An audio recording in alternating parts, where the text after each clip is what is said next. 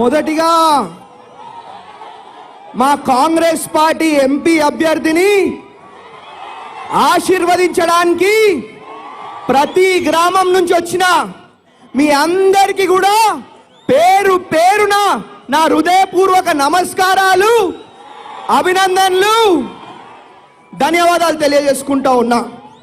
అందరూ ఒకసారి గట్టిగా చేతులు లేపాలా. చెయ్యి గుర్తుకే, చెయ్యి గుర్తుకే, చెయ్యి గుర్తుకే. రేవంత్ అన్న గారి నాయకత్వం, రేవంత్ అన్న గారి నాయకత్వం, రేవంత్ అన్న గారి నాయకత్వం, రాహుల్ గాంధీ గారి నాయకత్వం, రాహుల్ గాంధీ గారి నాయకత్వం, సోనియా గాంధీ గారి నాయకత్వం, మల్లికార్జున్ ఖర్గే గారి నాయకత్వం.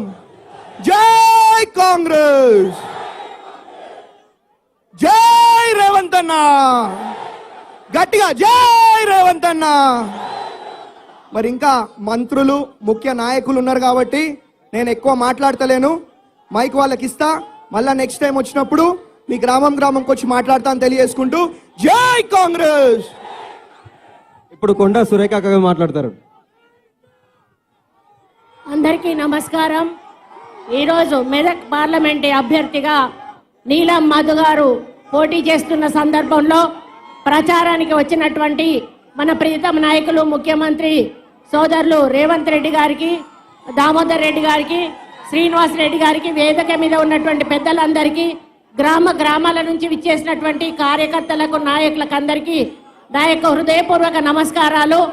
మరి వచ్చే ఈ మే 13న జరిగేటువంటి ఎన్నికల్లో మన ముదిరాజు బిడ్డ, బీసీ బిడ్డ, మరి నీలం మదన్న గెలుపు కోసం ప్రతి ఒక్కరం కూడా కృషి చేయాల్సిన అవసరం ఉన్నది. మన ముఖ్యమంత్రిగా రేవంత్ రెడ్డి అన్న ప్రమాణ స్వీకారం చేసిన తర్వాత నిరుపేదల కోసం ఎన్నో సంక్షేమ అభివృద్ధి కార్యక్రమాలు చేపట్టడం జరిగింది. కానీ ఇక్కడున్న కేసీఆర్ గారు కానీ, హరీష్ రావు కానీ ఇంకా కాంగ్రెస్ పార్టీ ఏమీ చెయ్యలేదనేటువంటి మాట మాట్లాడుతూ ఉన్నారు. 9.5 సంవత్సరాల కాలంలో మీరు చెయ్యని పనులు